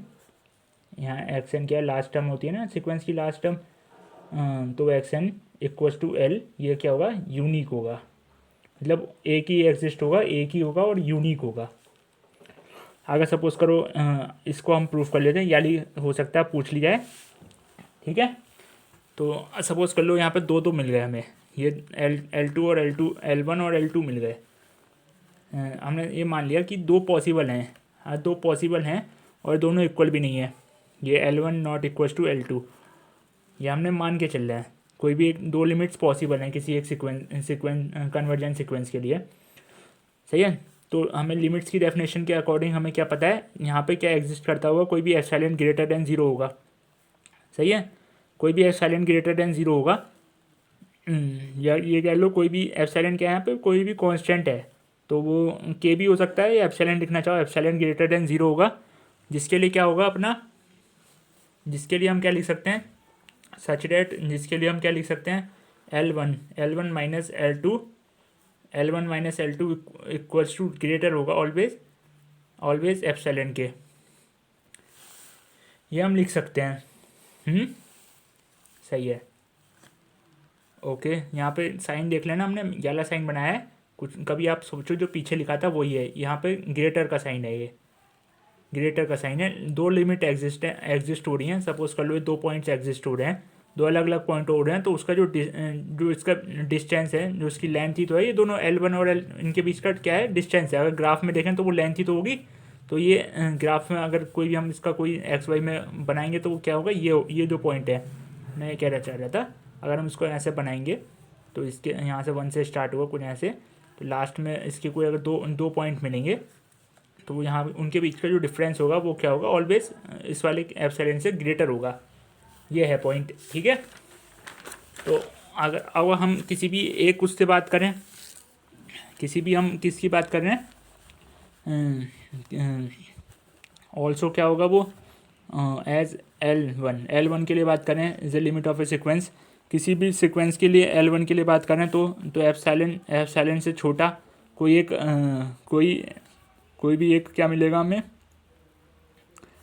वहाँ पे हमने एप्सिलॉन लिया है ना पीछे, तो यहाँ पे कुछ और ले लो। यहाँ पे कोई भी के देख लिया, के 1/2 एप्सिलॉन मिल जाए, 1/2 एप्सिलॉन हो और वो ग्रेटर होगा 0 से। देयर एग्जिस्ट कोई पॉजिटिव नंबर के लिए तो हम क्या लिख सकते हैं यहाँ पे? फॉर एग्जिस्ट क्या है? देयर एग्जिस्ट के लिए तो कोई पॉजिटिव नंबर, तो मतलब n मिले, कोई n1 मिले जो ग्रेटर देन 0 हो, तो उसके लिए क्या लिख सकते हैं? L लिमिट्स की जैसे हमने डेफिनेशन अभी पढ़ी है, तो वही है, कोई वही चीज़ है। यहाँ पे 1/2 क्या लिखेंगे हम? यहाँ पे एप्सिलॉन लिखेंगे, 1/2 epsilon for n1 greater than to n1। Similarly हम L2 के लिए क्या लिमिट्स की डेफिनेशन क्या लिख सकते हैं? L2 के लिए लिमिट्स की डेफिनेशन क्या होगा? कोई भी k है उसके बीच में कोई लिमिट लाई करती है, ये सिंपल वही चीज़ कर रहा है। तो यहाँ पे क्या होगा, यहाँ पे देयर एग्जिस्ट n2 होगा कोई ग्रेटर देन 0, उसके लिए सच डैट, उसके लिए क्या होगा, ये सच डैट यहाँ पे xn माइनस L2 का मॉड जो होगा वो लेस देन होगा 1/2 एप्सिलॉन के। ठीक है, अब दोनों इक्वेशन को ऐड कर लो। दोनों इक्वेशन को ऐड कर लोगे तो क्या आ जाएगा अपना, पहली इक्वेशन ये है, दूसरी इक्वेशन ये है, दोनों को ऐड कर लो। तो ऐड करके क्या कह सकते हैं आप, तो ऐड करके जो एक्स है ना वो क्या कर लिया हमने, दोनों को क्या कर लिया, इक्वेशंस को एक साथ लिख लिया। तो उसके लिए क्या आ गया अपना एक्स एन, ये है ना अपना पहली वाली जो टर्म लिखी थी अभी ln2। तो इसके लिए इसको अगर हम सॉल्व करके क्या लिख सकते हैं, इसको हम लिख सकते हैं mod xn minus L2 minus xn minus L1। अब इनको अलग अलग करके लिख सकते हैं, ये मॉड की प्रॉपर्टी होती है, आपने पढ़ी होगी, आपको बताइए। यहाँ पे माइनस होगा तो भी यहाँ पे क्या आता है, प्लस आता है मॉड की प्रॉपर्टीज़ में। ये मैंने फर्स्ट वाली वीडियोस में भी बताया था। तो वही वाली प्रॉपर्टी हमने यूज़ कर रहे हैं मॉड की प्रॉपर्टीज़ में। तो ये क्या ऑलवेज इससे क्या होगा, ग्रेटर होगा, याली टर्म जो होगी, याली जो टर्म आएगी वो इससे हमेशा ग्रेटर होगी। तो इसके लिए हम क्या लिख सकते हैं, इसके लिए 1/2 लिख सकते हैं और उसके लिए भी 1/2 लिख सकते हैं, 1/2 प्लस 1/2। तो यहाँ पे क्या मिल गया, एक एप्सिलॉन मिल गया एप्सिलॉन के लिए, जिसके लिए क्या हो अपना ये मॉड, ये वाला जो मॉड वाली टर्म है, ये अपना क्या मिल गया, एक एप्सिलॉन मिल गया, जिसके लिए अपना बड़ा है, अपना L1 L2 बड़ा है फॉर देयर एग्जिस्ट n। तो ऐसा कभी पॉसिबल, यहाँ में क्या बन के आया, यहाँ पे इक्वल का साइन भी होता है तो यहाँ पे इक्वल लिख सकते हैं ये। तो ये क्या निकल के आया कि L1 माइनस L2 छोटा आ रहा है, छोटा एप्सिलॉन से हमेशा छोटा होगा। लेकिन हमने जो पहला जो स्टार्टिंग करी थी वो हमने स्टार्ट करी थी दैट, यहाँ पे हमने क्या स्टार्ट किया था कि किसके लिए, ये वाली कंडीशन लेके स्टार्ट किया था। ठीक है, तो ये क्या दूसरी इससे जो अब जो कंडीशन बन के आई पीछे वो क्या बन के आई है, L2 वहाँ उसमें क्या है, ऐसे है, ऐसे वाली कंडीशन बन के आई है। तो दोनों अलग अलग कंडीशन है, तो ये पॉसिबल तभी होगी, दो कंडीशन तभी पॉसिबल होंगी जब L1 इक्वल्स टू L2 होगा, तब ये कंडीशन क्या हो जाएगी, पॉसिबल हो जाएगी। ठीक है, तो जब ये कंडीशन पॉसिबल हो जाएगी तो क्या हम कह सकते हैं कि जब ये कंडीशन पॉसिबल हो गई तो ये क्या हो गई, यूनिक थ्योरम हो गई, मतलब यही थ्योरम कंप्लीट हो गई। यहाँ पे L1 और L2 इक्वल हो गई। तो इस थ्योरम का एल था, मेन था ये कि इसमें क्या था, मेन ये था कि लिमिट्स जो हैं दोनों सेम आ जाए। तो ये L1 और इक्वल सेम आ गए, क्योंकि दो कंडीशन तभी पॉसिबल होंगी जो अभी पीछे हमने देखी कि जब L1 और L2 इक्वल आ जाएगा तभी पॉसिबल है। तो थ्योरम के अकॉर्डिंग में हम क्या लिख सकते हैं, हैंस हम क्या कर सकते हैं, एवरी कन्वर्जेंट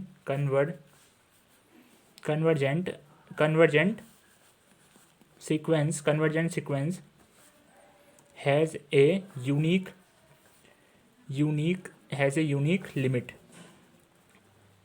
लिमिट, उसकी एक यूनिक लिमिट होगी, और यूनिक की जगह हम क्या लिखते हैं, हैज़ ए वन लिमिट, एक ही लिमिट होगी। ठीक है, लिमिट एक ही होगी। ओके देन, बहुत अच्छे, समझ में आ गया होगा आपके। और एक थ्योरम और देख लो, एक थ्योरम नंबर 3 है, 3 थ्योरम इसमें हम पढ़ लिया हमने। थ्योरम नंबर 3 क्या कहती है अपने पास, इसको कहते हैं हम क्या कहते हैं, सैंडविच थ्योरम, और स्क्वेंस थ्योरम भी कहते हैं इसको, स्क्वेंस रूल्स भी कहते हैं। अकॉर्डिंग टू इस थ्योरम क्या है, इसको मैं बहुत शॉर्ट में समझाता हूँ आपको। कोई भी एक्शन हमें कोई भी सीक्वेंस है, सही है, वो लाई कर रहा है, उसकी जो लास्ट टर्म है वो लाई कर रही है अपनी किसी भी दूसरे सीक्वेंस की लास्ट टर्म के लिए, दूसरे सीक्वेंस की कोई भी जेड सीक्वेंस है, उसकी जो सीक्वेंस है उसके बीच में लाई कर रही है, उसके पीछे, और यहाँ पे कोई भी वाई, और ये दोनों कन्वर्ज कर रही हैं किसी भी एक कांस्टेंट कन्वर्ज करनी है किसी भी एल पे। तो थ्योरम कहती है अगर दो एक्स एन इसके बीच में लाई कर रहा है और ये दो कन्वर्ज कर रही है किसी एक लिमिट पे, सेम लिमिट पे, तो एक्स एन भी इस लिमिट पे कन्वर्ज करेगा। ये थ्योरम है, मैंने शॉर्ट में बता दिया आपको, ठीक है। तो ये थ्योरम है, ठीक है। चलो आप थ्योरम का वो लिखना चाहो तो लिख लो। और suppose X N in Y N, X N और वाई एन और Z N are the three different sequence such that yn or zn converge to L, same sequence L, and the condition is that yn and yn get less than zn, और ये वाली condition है, इसको note करो। Condition is that so according to it xn is also converge to L,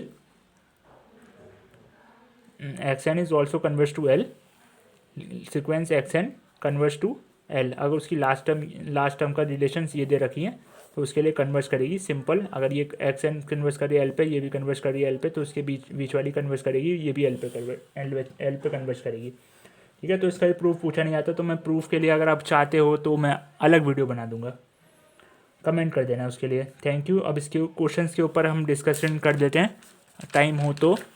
time तो चलो है 10-5 minute. तो पहला क्वेश्चन हम ले लेते हैं बॉन्डेड शो करने के लिए। तो कुछ क्वेश्चंस बॉन्डेड से पूछ लिए जाते हैं। शो बॉन्डेड बताओ, बॉन्डेड है या नहीं।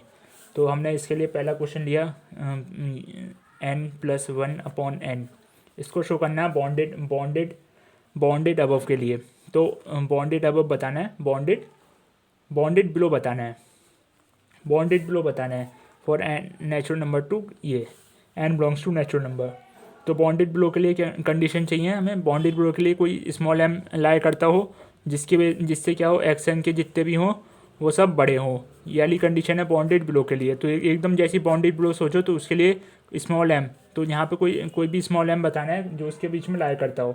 तो यहाँ पे एक्स एन जो है वो क्या दे रखा है अपने पास, एक्स एन दे रखा है n+1/n। तो देन उसकी लास्ट टर्म जो होगी, लास्ट टर्म ये इसकी एक्स एन क्या होगा यहाँ पे, x N equals to n+1/n। ये एक्स एन प्लस वन देख लो, एक्स एन प्लस वन क्या होगा, n+2/n+1। दो अलग अलग हमने निकाल लिए, ये अलग अलग निकाले। अब हमें क्या चाहिए, एक सबसे छोटा चाहिए। सबसे छोटा क्या चाहिए, सबसे छोटे के लिए क्या चाहिए, छोटे के लिए हमें सीक्वेंस को क्या दिखाना पड़ेगा, पहले इंक्रीजिंग या छोटे के लिए डिक्रीज दिखाना पड़ेगा। डिक्रीज दिखाएंगे तभी तो वो सबसे छोटा मिलेगा, सही है। कोई भी हम 1 दिखाए, जैसे नंबर लाइन पे देखो आप, ये है, तो हमें कोई भी एक सबसे छोटा मिले, 1 मिल जाए, 1 है, 1 2 3, तो ये सबसे छोटा है ना, एम है, एम सबसे छोटा है, ये सबसे छोटा एम, ये वाला स्मॉल एम सबसे छोटा है, इसमें 1 जो है इसकी वैल्यू 1। अगर हम इसमें कुछ ऐसा ढूंढना चाह रहे हैं तो हमें ये पहले पता होना चाहिए कि सीक्वेंस जो है ना वो क्या है। अगर वो इंक्रीजिंग है तो इंक्रीजिंग है या डिक्रीजिंग है, तो ये हमें पता होना चाहिए। तो ये सीक्वेंस हमारे पास, इसमें 1 रखोगे, यहाँ पे अगर तुम 1 रखोगे तो क्या आएगा, यहाँ 1 रखोगे तो 1+1/2। तो पहले जो आएगी वैल्यू 1 आएगी। दूसरी अगर 2 रखोगे तो 2/3/2। तो ये, और फिर इसके बाद 3 रखोगे, यहाँ पे 1 2 रख दिया, 3 रखोगे तो यहाँ पे 4/2, 3 रखा है ना, तो 2/3। तो आपको ये दिख रहा होगा कि ये क्या हो रहा है, ये 2 से कम होता जा रहा है, 1/2। अब इसकी और क्या कम हो गई, 2 से कम होता जा रहा है। तो कोई यहाँ पे सपोज कर लिए, यहाँ पे 2 है कोई, अब यहाँ पे पहले 1 पे क्या थी, यहाँ पे 2 थी, 1 पे 2 थी, अब 2 पे पहुँचा तो यहाँ पे 1/2 हो गई, हाफ हो गई पूरी, यहाँ पे हाफ पहुँच गया, ठीक है। तो ऐसे करके कम होता जा रहा है, ऐसा कुछ कम होता जा रहा है ये। तो इसके लिए हम बात करेंगे तो ये क्या है, कैसा सीक्वेंस बन रहा है, ये डिक्रीजिंग सीक्वेंस बन रहा है। आप देख सकते हैं डिक्रीजिंग बन रहा है। तो इसके लिए हम क्या कह सकते हैं यहाँ पे, तो n+1 - n है, n+1 - n, इसको अगर हम सॉल्व करेंगे तो क्या आएगा, n+2/n+1 प्लस माइनस आएगा -n+1/n। सही है। तो इसके लिए जब हम सॉल्व करेंगे तो यहाँ पर नीचे एलसीएम लेंगे n+1 और यहाँ पे n और ऊपर मल्टीप्लाई इसकी इससे मल्टीप्लाई तो n² + 2n और इसकी इससे मल्टीप्लाई इसको इससे मल्टीप्लाई करेंगे तो प्लस करके यहाँ पे n², यहाँ पे क्या आएगा n²। ठीक है।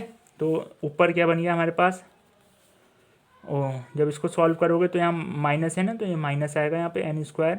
तो n से इसका ही कैंसिल, इससे ही कैंसिल, तो बाकी जो टर्म्स हैं वो कैंसिल होंगी। तो यहाँ ऊपर क्या आएगा, कोई भी बचेगा, क्या बचेगा -1 बचा अपॉन n+1 ये बच गया। सही है। तो ये क्या है, ये है <0। तो हम ये कह सकते हैं n+1 -n+1 इज़ <0। तो यहाँ पे जो वाली टर्म है n+1 वो क्या है, छोटी है, यहाँ पे ये कह सकते हैं।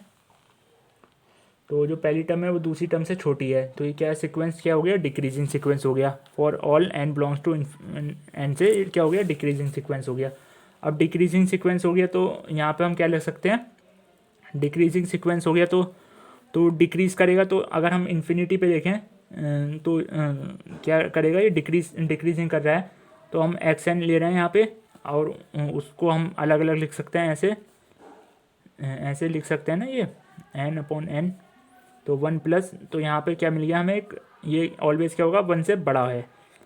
तो यहाँ क्या मिल गया, डिक्रीजिंग है ना, और 1 से ये सीक्वेंस बड़ा है। तो यहाँ पे क्या मिल गया,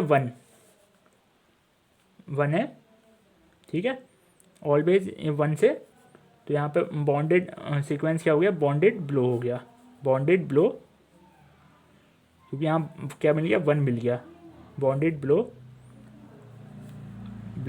बाय 1। और ये चीज़ क्या हो रही है, तो इसका हमें पता ही है, क्योंकि डिक्रीज़ होती आएगी तो डिक्रीज़ होती आएगी तो 0 को करेगी, तो 0 होगा तो यहाँ पे क्या मिल जाएगा, एक 1 मिल जाएगा। ठीक है, तो 1 मिल गया ये। अब दूसरा क्वेश्चन देख लो जल्दी। दूसरा क्वेश्चन में क्या है, सेम है, बॉन्डेड बताना है, बॉन्डेड है या नहीं, n+n/, ये इसको बॉन्डेड बताना है। For all n belongs to, ये सेकंड क्वेश्चन है अपना। तो अब ये बॉन्डेड बताना है। बॉन्डेड बताने के लिए क्या करना है हमें एक्चुअल में, आप देखते हैं क्या होता है। तो सिंपल है, पहले उसको बताओ इंक्रीजिंग या इंक्रीजिंग सीक्वेंस या डिक्रीजिंग सीक्वेंस। तो xn क्या है इसमें, n+n+1 n/n+1 है। और क्या है xn+1 क्या होगी यहाँ पे, n+ और n+2, ये बन गई। ठीक है, यहाँ पे मैं आपको उसको लाइन पे शो नहीं कर रहा, लाइन पे शो करने से फील आ जाता है, अब समझ में आ रहा होगा आपके प्यार से। तो इसको जब हम सॉल्व करेंगे क्या क्या लिखेंगे, ठीक है, यहाँ पे n+1 है ना, इसमें n की वैल्यू n+1 पुट कर दो तो ये बन के आ जाएगा। तो सिंपल है, वही जो हमने उस वाले में किया कि सीक्वेंस आ रहा है कैसे है। तो यहाँ पे इसकी वैल्यू क्या है, n+1 और n+2 माइनस n+1। अब इसको सॉल्व करोगे तो क्या आएगा, यहाँ पे अपॉन में आ गया ये, और यहाँ से इसकी मल्टीप्लाई ये n+1 का स्क्वायर, और यहाँ पे n-2, ऊपर स्क्वायर को ओपन कर दो, 1 plus 2n minus n² minus 2n, इससे ये कैंसिल, बचा हुआ क्या, 1/n+2 और n+1, ये ग्रेटर है 0 से। तो हम कह सकते हैं n+1 माइनस n+1 ग्रेटर होगा 0 से। तो xn+1 और ये किससे ग्रेटर होगा, इससे। ये कंडीशन काय की होती है, ये सीक्वेंस इंक्रीजिंग होगा, क्योंकि जो इसकी पहली जो xn+1 जो xn टर्म है उससे जो उसके बाद जो टर्म है वो उससे बड़ी है। तो ये क्या है, इंक्रीजिंग आ रहा है। तो इंक्रीजिंग आ रहा है तो इसका क्या होगा, इंक्रीजिंग आ रहा है ना, तो सही है। तो इसमें क्या देखेंगे हम, तो अगर xn को हम ऐसे चेंज कर लेते हैं, वही जैसा हमने पीछे करा था, क्या करा था हमने पीछे, 1 n/, ये है ना, n/1 + n। तो इसको n को इसके अपॉन में डालो तो 1/1 n + n 1, ये ऐसे लिख देंगे। यहाँ पे जब n की वैल्यू इन्फिनिटी रखोगे तो ये क्या जाएगा 1, तो इसका क्या हो गया, स्मॉल m तो मिल गया 1, सही है। अब स्मॉल m नहीं, कैपिटल M मिल गया 1, कैपिटल वैल्यू। और अगर यही अगर 0 होगा तो क्या मिलेगा, इन्फिनिटी, और यहाँ पे पूरा इन्फिनिटी, और ये हो गया यहाँ पे इन्फिनिटी। तो बॉन्डेड हो गया ये फंक्शन, बॉन्डेड। तो एक कैपिटल M भी मिल गया और एक स्मॉल m भी मिल गया, ठीक है देन, सही है। तो दोनों मिल गए इसके, कैपिटल M भी और स्मॉल m भी। तो क्या हो गया, फंक्शन क्या हो गया, hence the sequences bounded. Third question देखो, तो थर्ड क्वेश्चन में कहता है डिस्कस द कन्वर्जेंस। कन्वर्जेंस पूछ रहा है अपने पे 1/3 की पावर n, इसके ये सीक्वेंस दे रखा है, इसका कन्वर्जेंस बताओ, ये कन्वर्जेंस है या नहीं। तो यहाँ पे एक्सन क्या आपके पास है, एक्सन की वैल्यू ये दे रखी है। तो मैंने क्या बताया था आपके लिए, आपको अगर सीक्वेंस को कन्वर्जेंस बताना है तो उसकी जो लिमिट है, लिमिट अलग अलग 2 पॉइंट पे उसकी लिमिट देख लो, वो दोनों सेम आ रही हैं तो वो कन्वर्जेंस है, और नहीं आ रही सेम, जैसे ऑसिलेटिंग में अभी देख रहे थे तो वहाँ पे -1 और +1 आ रहा था, तो वहाँ पे दोनों अलग अलग सेम नहीं आ रही थी, तो वहाँ पे अलग अलग आ रही थी। एन की वैल्यू दो पॉइंट्स पे देख लो, दो मल्टीपल्स पे देख लो कि सेम आ रही है या नहीं आ रही, और अगर आ रही है तो वो कन्वर्जेंस है, नहीं आ रही तो वो कन्वर्जेंस नहीं है। तो यहाँ पे हम वही काम करेंगे, यहाँ पे हम देख लेंगे 2n पे, एक्सन 2n पे क्या हो जाएगा, 1/2n हो जाएगा, और 3 की पावर 2n हो जाएगा। अब इसको हम क्या देख लें, लिमिट लगा दें यहाँ पे, लिमिट, और एक दूसरा देख लें xn +2 पे, +1 पे। तो यहाँ पे क्या होगा, यहाँ पे 2n +1 हो गया। तो यहाँ पे पहले हम लिमिट n इन्फिनिटी के देखें, और यहाँ देखें लगा दें x 2n इक्वल्स टू, अब इसको देखेंगे क्या होगा, limit n tends to infinity, और यहाँ पे 1 की पावर 1/3 की पावर 2n।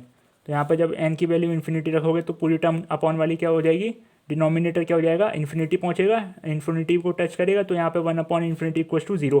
तो ये क्या हो गया अपने पास, फाइनाइट वैल्यू आ गई, फाइनाइट आ गई, फाइनाइट वैल्यू है। तो ये क्या हो गया, एक 0 आ गया, दूसरी को चेक कर लोगा, n टेंस टू इन्फिनिटी, और यहाँ पे x 2n +1 देख लो, और इसके लिए हम क्या लिखेंगे, x n इन्फिनिटी और 1/3 n की बार +1।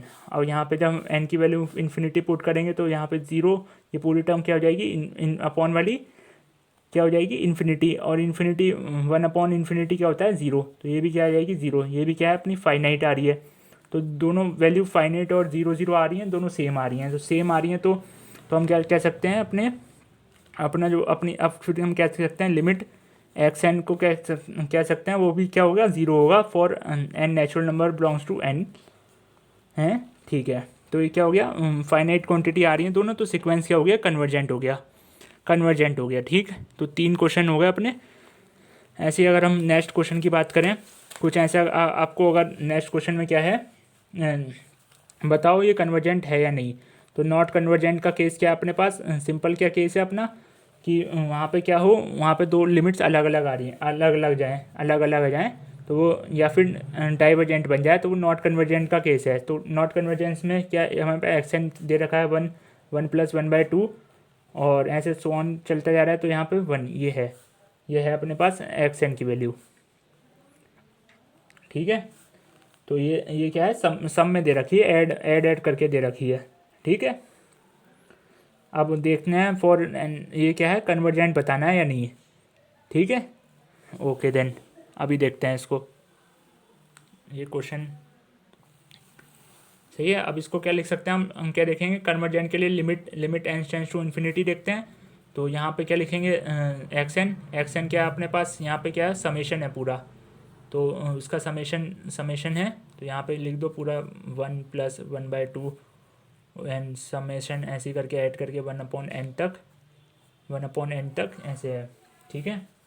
तो लिमिट अब इसको क्या लिख सकते हैं, ये हमें पहले से जानते हैं, समेशन को क्या लिख सकते हैं, समेशन क्या है, ये 1/IR की फॉर्म में। तो यहाँ पे तो ये 1/R लिख सकते हैं हम, 1/R लिख सकते हैं फॉर R कैसे बदले, 1 से लेके पहुँचे n तक, यही तो लिख सकते हैं। तो ठीक है, तो ये लिख लिया हमने, ठीक, सिंपल है। सिंपल है। चलो अब इसको क्या कर सकते हैं हम, यहाँ पे कहीं पे एन आया तो नहीं आया ना एन, तो एन को हमें लगाना पड़ेगा, तो तभी तो हम लिमिट रख पाएंगे। तो एन को लगाएंगे, तो यहाँ पे सपोज कर लो कोई 1/n से इसको मल्टीप्लाई कर लो और इससे डिवाइड कर लिया, तो यहाँ पे क्या आ गया, ये सही है। तो ये ठीक है। अब क्या बन गया अपने पास, limit n tends to infinity, और यहाँ पे क्या बन गया अपना, summation r equals to n 1/n। ये क्वेश्चन इंपॉर्टेंट है, इसको अलग से नोट कर लेना चाहें तो आप। ये बन गया, ये अपॉन, इसको अपॉन में लेगा इसके, तो ये आ गया अपना ये। अब यहाँ पे एक रूल, यहाँ पे क्या लगता है, एक यहाँ पे प्रॉपर्टी यूज़ हो रही है लिमिट्स की प्रॉपर्टी ये कहती है कि limit n tends to infinity summation i से लेके 1 इक्वल्स टू 1/n। अगर ऐसा कहीं दे रखा है 1/n, तो 1/n कहीं दे रखा है, तो ये 1/n अपॉन 1/rn, r/n ये कहीं है, तो इसको हम इंटीग्रेशन, यहाँ पे क्या क्या बन जाता है ये, इसको हम समेशन, और यहाँ पे समेशन और लिमिट दोनों एक साथ दे रखा है, तो ये इंटीग्रेशन बन जाता है किसके ऊपर, किसी के भी ऊपर इंटीग्रेशन बन जाता है। ये किसका, एक्स का इंटीग्रेशन बन जाएगा, तो मतलब इंटीग्रेशन में चेंज हो जाता है ये integration.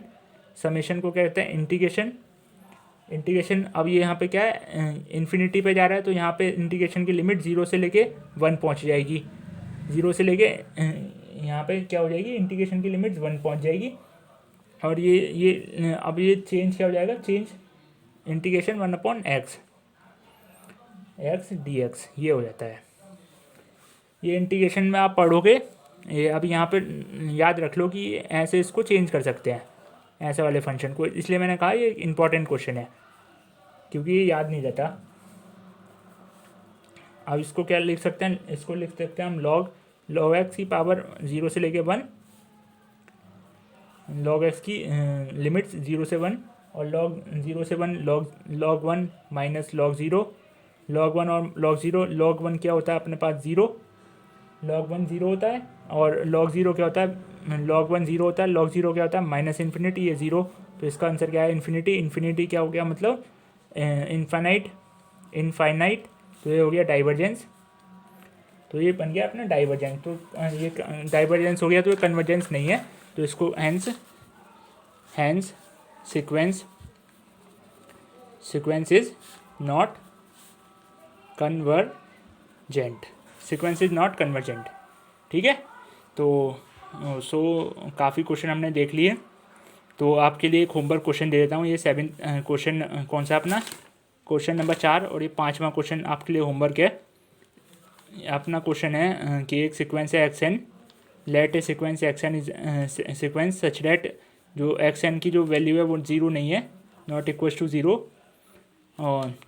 For N belongs to N, सही है। और एक्स एन को हमने अलग से डिफाइन किया, एक्स एन इक्वल्स टू नहीं, यहाँ पे ये क्या है, X N plus 1/xn, limit इसकी क्या दे रखी है, 0, लिमिट्स टू एल, तो यहाँ पे इसका मतलब क्या है, limit n tends to infinity equals to L. तो प्रूफ करना है, ये प्रूफ करना है equals to L for then कब, जब n टेंड्स टू 0, ये प्रूफ करना है, सही है। प्रूफ देख लो आप, प्रूफ दैट इफ़, जब ये कंडीशन सेटिस्फाई है, तो ये होना चाहिए, ये 0 पे टेंड करना चाहिए, तब ये कंडीशन सेटिस्फाई होनी चाहिए, तो इसको प्रूफ करना है। तो अगले लेक्चर में हम देखेंगे, श्योरली इस क्वेश्चन को सॉल्व करने की कोशिश करेंगे। अभी के लिए इतना ही काफ़ी है, थैंक यू। और आपको लास्ट वाले लेक्चर, ये सेकंड लेक्चर है, आप इसका लास्ट वाला लेक्चर ज़रूर देख लें, उसके अंदर हमने काफ़ी कुछ समझाया था, रिलेशन और फंक्शंस के बारे में, उसकी डेफिनेशंस काफ़ी कुछ समझाया था, अच्छा समझाया था, तो आप एक बार चेक कर लें। और ये मैं अपनी एस जे बुक से पढ़ा रहा हूँ आपको एस जे बुक से पढ़ा रहा हूँ अपना, ये जो मैंने फ़ोटो लगाई थी, मैं इसी बुक से कंटिन्यू कर रहा हूँ। ये एस जे पब्लिकेशन है, इस बुक से कंटिन्यू कर रहे हैं हम, तो इसके ज़्यादातर क्वेश्चन हम इसी से सॉल्व करेंगे। बाकी पब्लिकेशन कृष्णा पब्लिकेशन भी है अपना, 1-2 क्वेश्चन की क्वेरी वहाँ से भी उठा लेंगे। तो thank you to all, thank you.